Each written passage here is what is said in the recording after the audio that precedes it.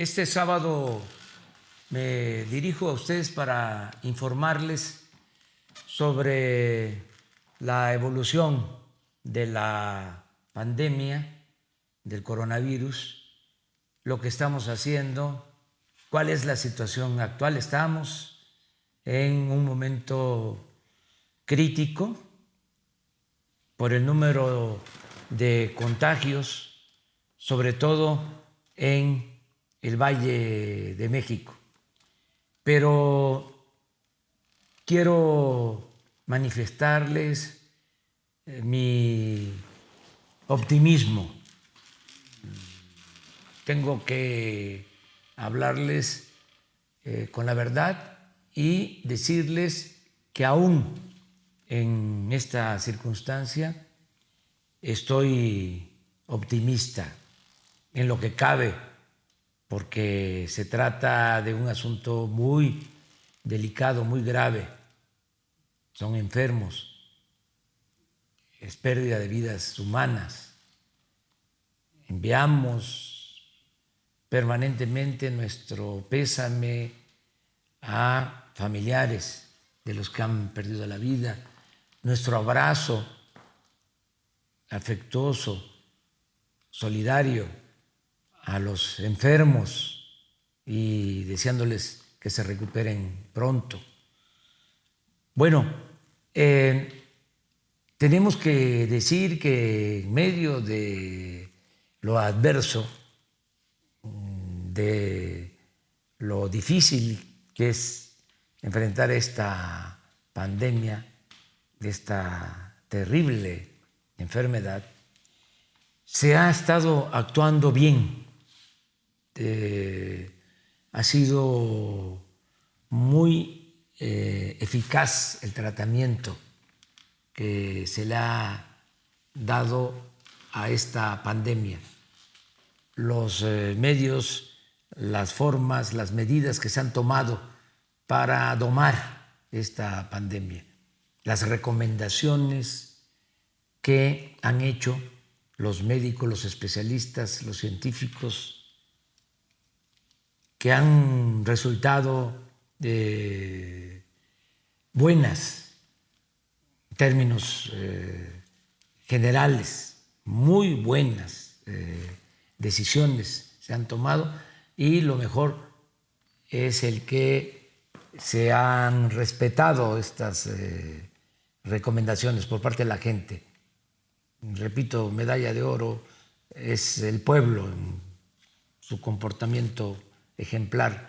Medalla de plata, los médicos que están ahí salvando vidas, las enfermeras, héroes, heroínas, y también los responsables de la aplicación de la estrategia para enfrentar el coronavirus. Miren, lo fundamental se puede explicar en esta gráfica. Si no aplicamos las medidas, si no le hacemos caso a los especialistas y no se hubiese aplicado la medida de retirarnos a nuestras casas y llevar a cabo la sana distancia y el cuidarnos nosotros mismos, esto es lo que hubiese sucedido. Esta situación nos hubiese hecho crisis a finales de marzo, a principios de abril. Miren cuántos enfermos hubiésemos tenido en terapia intensiva. Como 4.800. Como 4.800 enfermos en terapia intensiva. Miren lo que se logró. Esto no se presentó, afortunadamente, y esta es la situación que se está dando. Miren la gran diferencia. Cómo sí funcionó el aplanar la curva. con las medidas preventivas. Pero veamos esto.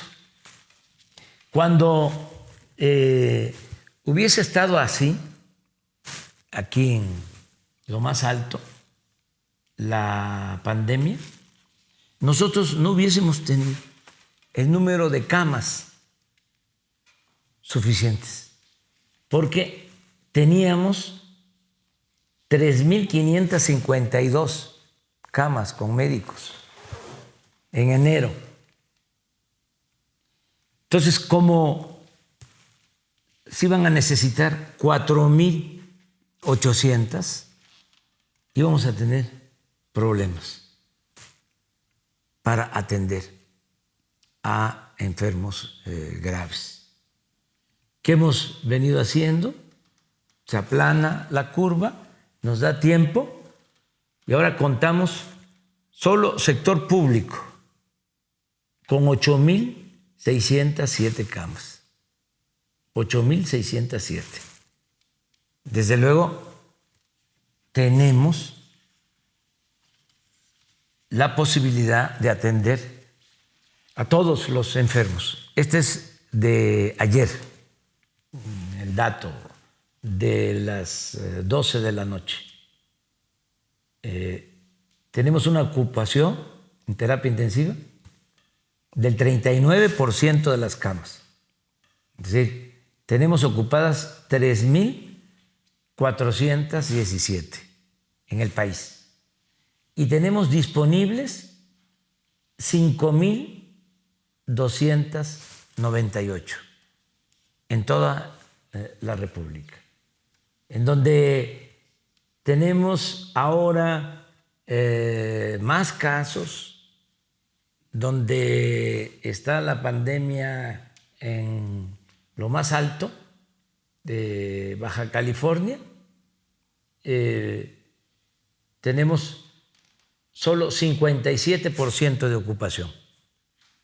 En el caso de la Ciudad de México, por aquí, mire, 56% de ocupación en terapia intensiva. Es decir, tenemos 43% de disponibilidad de camas en la Ciudad de México. Tlaxcala, que tiene muy pocos casos, pero en total contamos con 65 camas para terapia intensiva. Tenemos una ocupación de 67%. Tenemos disponible 32%. A nivel nacional, ya lo expliqué, tenemos disponibilidad del 60% de las camas. Esto es muy importante. También se han venido cumpliendo las proyecciones que han hecho los técnicos, los médicos, los científicos y los matemáticos. Ahí vamos. Aquí estamos en lo más alto en el Valle de México, pero ya vamos a empezar a descender. Estos días son los más difíciles, los más dolorosos. Estos días, sobre todo por los fallecimientos.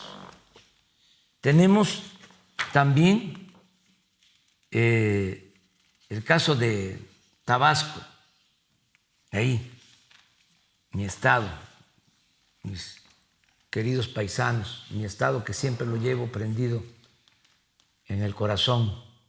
Aquí se salió de lo proyectado porque hubo un relajamiento, paisanos.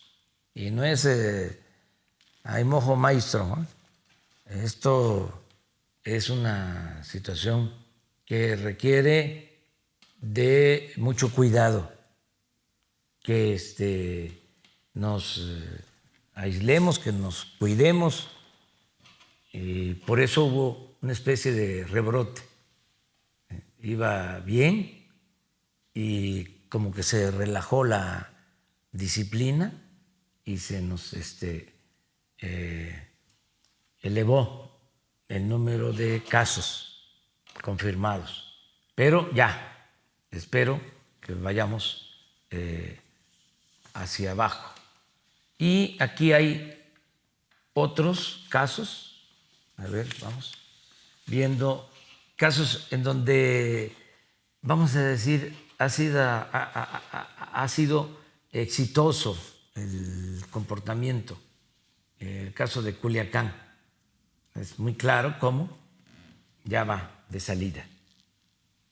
En Sinaloa, desde luego, hay que mantener la sana distancia hasta finales de este mes, sana distancia y quedarnos en casa, no relajar la disciplina. Pero aquí se va bien. Estoy hablando de los lugares más críticos. Baja California, muy claramente, hay un descenso, muy claramente. Esto es Tijuana, básicamente. Se tiene también la gráfica de Mexicali, pero donde se presentó primero y con mayor intensidad fue en Tijuana, y ya vemos que hay una disminución. Y el otro caso también que me da muchísimo gusto es el de Cancún, en Quintana Roo, que ya también va hacia abajo. Tenemos que continuar con nuestra disciplina, siguiendo las recomendaciones. Ya vamos a entrar a la etapa de los semáforos,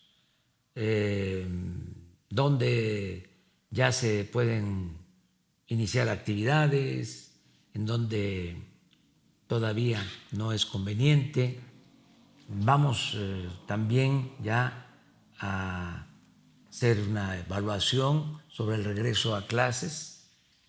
Vamos a dar a conocer lineamientos generales a partir de esto, a partir de la recomendación médica, sanitaria, a partir de cómo están comportándose las cosas en las distintas regiones del país.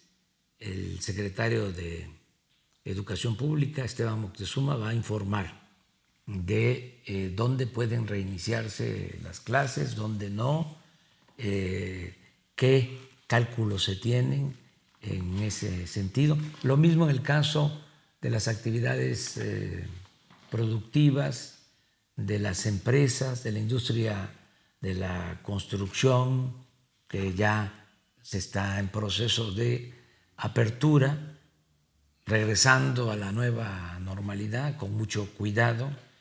La minería, la industria automotriz, pensando en que tenemos que eslabonar ya las acciones de México con Estados Unidos, con Canadá, para que inicie el Tratado de Libre Comercio, la nueva etapa del Tratado de Libre Comercio con Estados Unidos y Canadá el día 1 de julio, y reactivar nuestra economía. Termino mostrándoles algo que me ha costado mucho trabajo, porque no quería hacer comparaciones. Todas las comparaciones son odiosas, y además comparar el sufrimiento es doblemente odioso e incorrecto, de modo que ofrezco disculpa. ¿Por qué lo tengo que hacer? Porque hay una campaña en nuestro país de gente insensata que, por diferencias con nuestro plan, no están de acuerdo con la transformación del país, no quieren dejar de robar, quieren mantener el mismo régimen de corrupción, de injusticias, de privilegios. Y como no estamos dando ni un paso atrás, ni siquiera para tomar impulso, porque tenemos que transformar a México, tenemos que desterrar la corrupción del país y tiene que haber justicia en México y se tiene que terminar con la monstruosa desigualdad económica y social que existe. Y tiene que haber democracia y el pueblo tiene que ser tomado en cuenta. México no puede ser país de unos cuantos, de una minoría rapaz. Entonces, como tenemos esa diferencia, pues ellos apuestan a que nos vaya mal, aún afectando el interés general y valiéndose hasta de la tragedia. Por eso he hablado de que es una temporada de sopilotes, es fuerte, pero la verdad, vean la prensa, la mayor parte de los periódicos, la radio, la televisión, pero sobre todo los periódicos y los que están en contra nuestra, amarillistas, parecen lo que era en un tiempo la revista Alarma, de que están saturados los hospitales, de que están llenos los hornos crematorios, cosas de ese tipo, ¿no? Que generan miedo, temor, angustia. La gente está sufriendo mucho porque pues sí se afecta con tanto tiempo de estar en una situación difícil de sufrimiento. Entonces, con esas noticias, pues se afecta más el estado de ánimo. Entonces, por eso sí quiero comentar de que no es como lo dice esta prensa alarmista, amarillista. México ha sabido enfrentar la pandemia y pues estamos mejor que otros países en donde desgraciadamente les ha pegado mucho. Vamos a datos donde no hay cifra negra. No quiero hablar de casos porque pueden decir que se ocultan los casos, pero no vamos a poder ocultar, ni lo haríamos nunca por convicción, por principio, por honestidad, ocultar los fallecimientos. Entonces, si comparamos, y ofrezco disculpa, bueno, el país que tiene más fallecidos, donde han perdido más la vida por esta pandemia, pues es Bélgica, desgraciadamente. Esto por millón de habitantes. Entonces tienen 14, casi 15 veces más fallecidos que en nuestro país. En España, 11 veces más fallecidos que en nuestro país. Ofrezco disculpa a los españoles y a los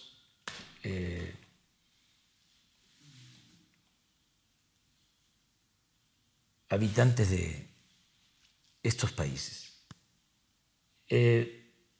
Pero Inglaterra, 10 veces más. Francia, también 10 veces más, 9.7. De Estados Unidos, nuestros vecinos, 5 veces más fallecidos que en nuestro país. Canadá, 3 veces más fallecidos. Brasil, 1.8, casi 2 veces más. Alemania, lo mismo, casi 2 veces más que en México. Entonces, no son recomendables las comparaciones. Lo hago porque quiero mandar el mensaje de que se está actuando de manera responsable, con profesionalismo, y que esto que se ha logrado, a pesar de la tragedia, es por la participación consciente y responsable de nuestro pueblo. No solo es por los médicos, por los hospitales, es fundamentalmente porque todos hemos actuado a la altura de las circunstancias, la mayoría de los mexicanos, sin el uso de la fuerza, sin medidas coercitivas, sin toque de queda. Por eso, mi reconocimiento al pueblo de México. Eso es lo que quería yo transmitirles, informarles.